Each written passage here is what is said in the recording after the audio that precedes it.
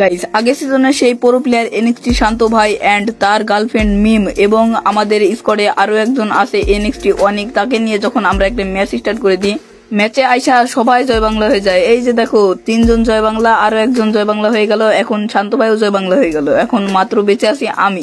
তো এখন আমি কি করব দেখা যাক, তোমরা ফুল ভিডিও দেখতে থাকো তাহলে বুঝতে পারবা যে এখানে আমি কি করছি। তো এখন আমরা সরাসরি পরবর্তী ম্যাচে চলে যাব। তো পরবর্তী ম্যাচে এইখানে দেখো, এইখানে 2টা এনিমি আছে, এই 2টা এনিমিকে মেরে শান্ত ভাইকে রিভাইভ দিয়ে দেবো। তো এই 2টা এনিমিকে মানে এই জায়গায় থেকে আমি শান্ত ভাইকে রিভাইভ দিয়ে নিয়েছি। তো রিভাইভ দেওয়ার পরে এই 2টা এনিমিকে কি আমরা মারতে পারবো?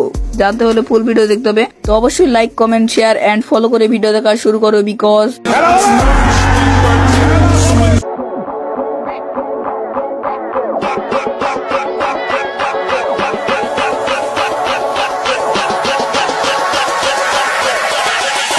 Ladies and gentlemen.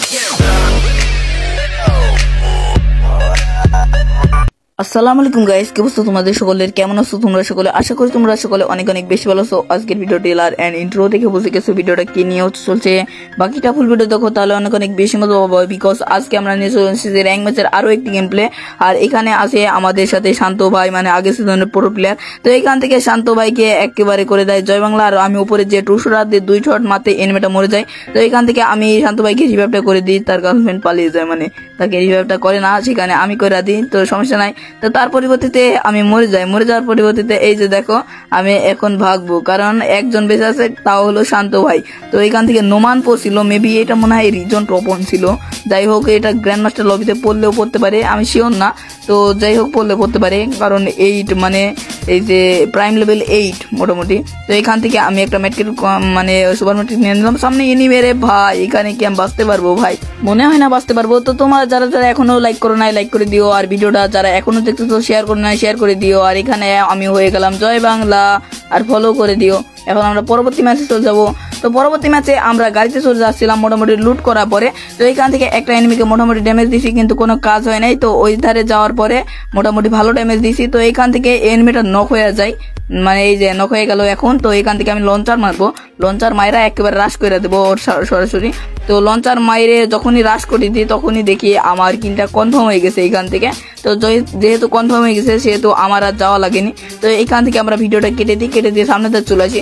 সামনে ধার আসার পরে একটা এনিমে ওপরের ধার থেকে আমার টিমমেটকে মারছিল, সেখান থেকে আমি এনিমেটাকে মেরে দিয়ে এইখান থেকে ক্লিয়ার দেওয়ার ট্রাই করি, কিন্তু ক্লিয়ার হয় না। ক্লিয়ার হওয়ার আগে ও কাভার চলে যায়। তো এইখানে আমি ম্যাটকেট ছিলাম, তখন দেখি ক্লিয়ার হয়ে গেছে এনিমেটা।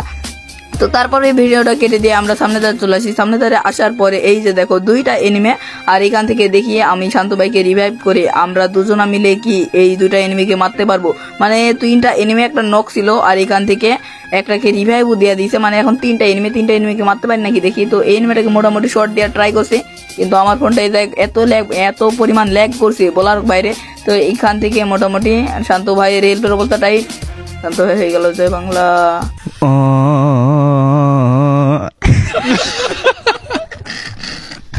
তো আর কিছু বলার নাই, শান্ত ভাই আমার বিশ্বাসের নানির খালি ঘর করে দিয়েছে।